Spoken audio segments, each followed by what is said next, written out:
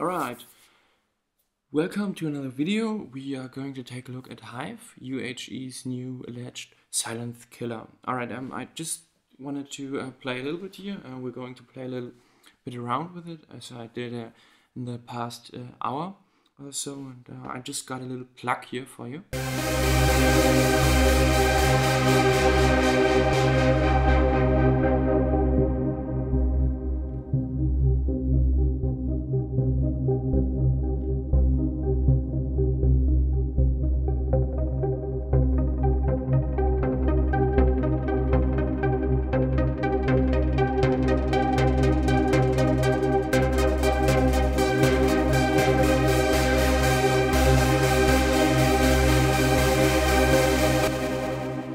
Yeah, just played a little bit around with it and made this sound here in a few minutes and made some pads and anything like that. And we are going to do the same today.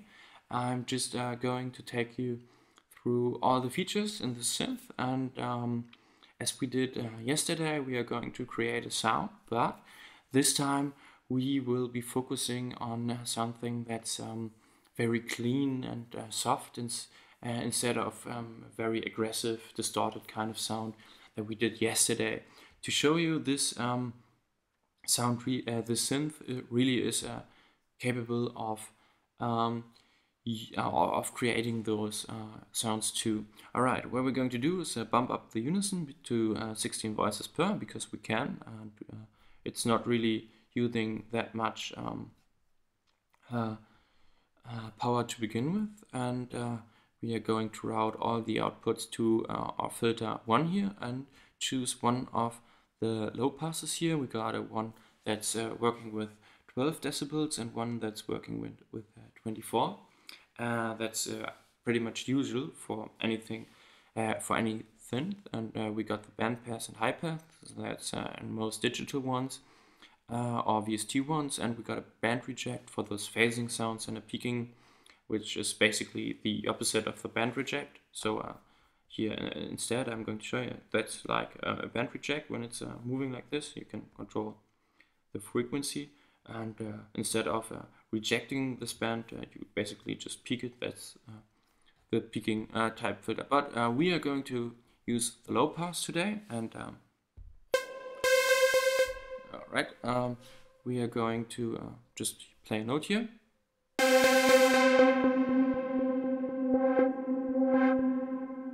What I'm going to do is I'm just going to deactivate the reverb here. It's not coming from HIVE, so we're not going to use it for the moment. So we got just the sound out of the synth.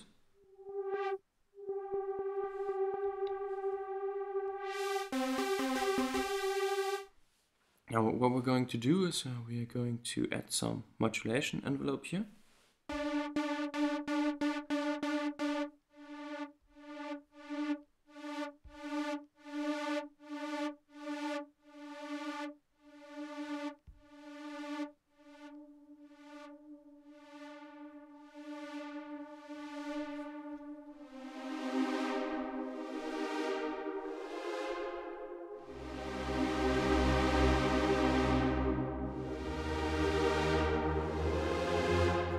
Alright, now we got a little bit of a sound here.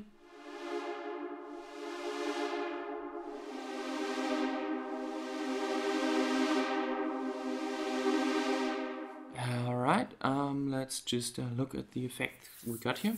We're not going to use any distortion, and we're not going to use these buttons here because they add saturation and distortion.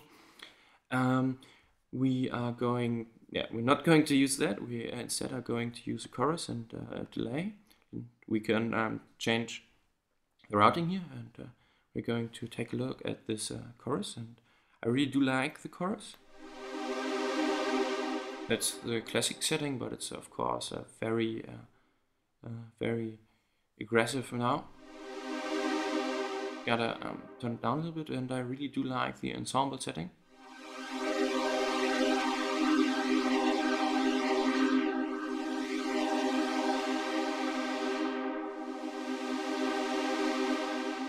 to add some movement here. Now we're going to add a delay.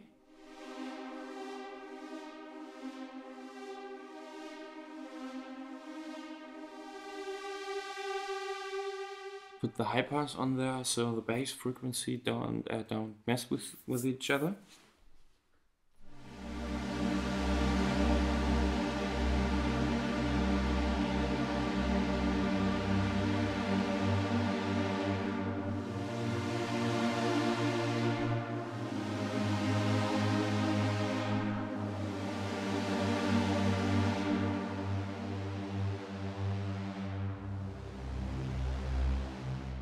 I really do like the sound. Alright, let's take a look at the phaser, and we got two settings here, stoned and flanged. Flanged is kind of like your flanger does to the sound, and we have the stone that's kind of like a normal phaser. It's both phasing algorithms, if I'm correct, but let's take a listen here. And we're going to turn up the stereo. You can really feel it if you have headphones on, spinning around your head. It's really awesome.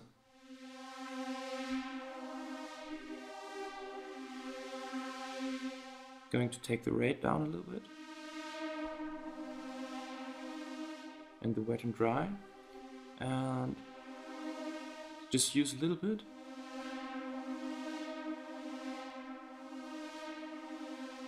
Just so we add some interesting movement to the sound. And now we are going to boost the highs a little bit.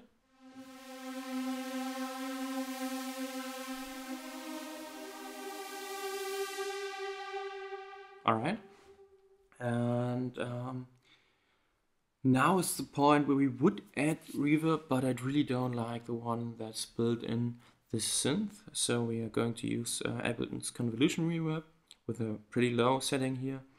And add a compressor, so we can essentially make the tail of the reverb louder by compressing the sound when it's playing, and not compressing it while it's not playing. So we give it this huge reverb feel without smudging the sound itself when it's playing that much.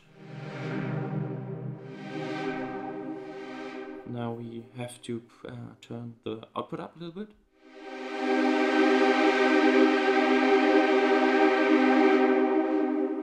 Alright, now we really do have some attenuation going on there of the reverb tail, and we could play something here. I'm just improvising. That's nothing I would win anything with. It's not special.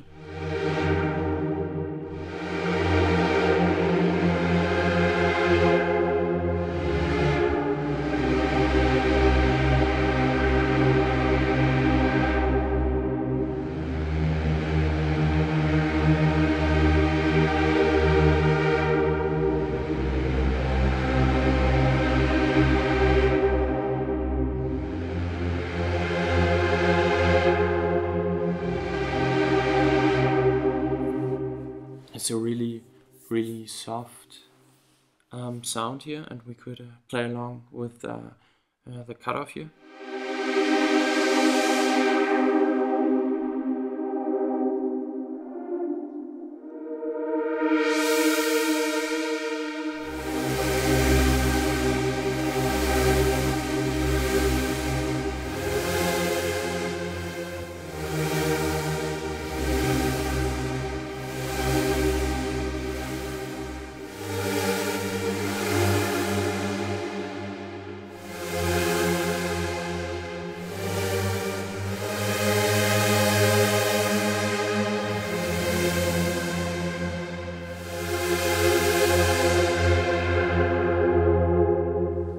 Now what we could do here with just one little change or two is build this whole patty kind of stuff in a little plug here.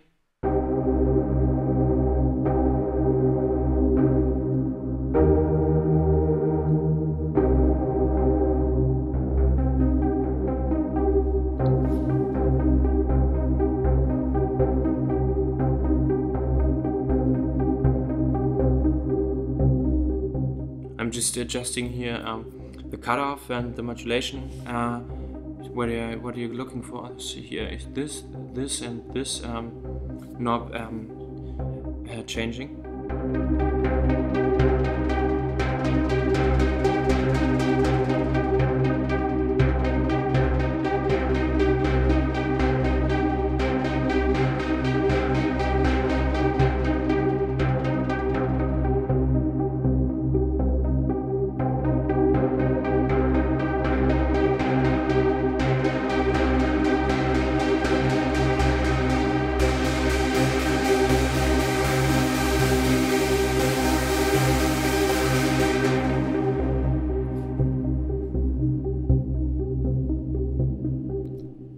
Alright, you can really hear, you can have a lot of fun with this synth and those softer supersaws. I hope we weren't driving the limiter on the master too much.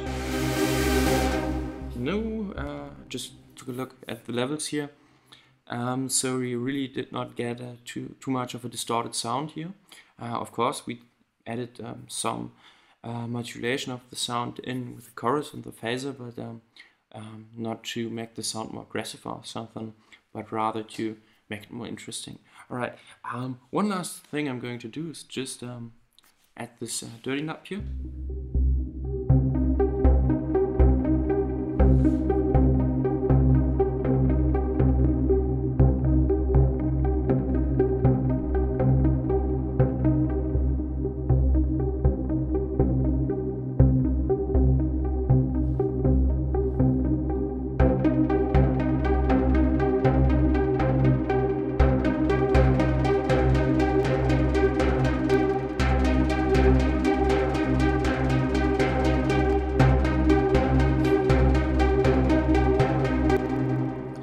So you can really hear this dirty knob and the clean knob just add in some saturation, some dampening, and some distortion. Alright, now we were focusing on this more softer things.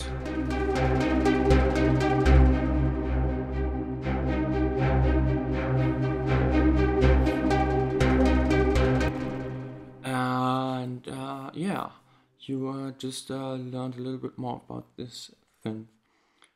Before we actually move on and end this video, I'm going to show you one last thing, and I didn't come around to show it to you in the last video, and I didn't really use it this one, and that's just this modulation matrix here. And what you can do is you can choose your source here, for example the vibrato, the vibrator LFO here, and this enables you to basically add a third LFO. What you got here is LFO 1, LFO 2, which you can route directly to filter 1 or filter 2, and you can even choose which ones you want to use. And what you can do in addition to that is use this vibrator LFO, where you can only control the rate, not the waveform, but you can use this as the third LFO basically, and map this to anything like, for example, your cutoff. And I'm just going to do this here.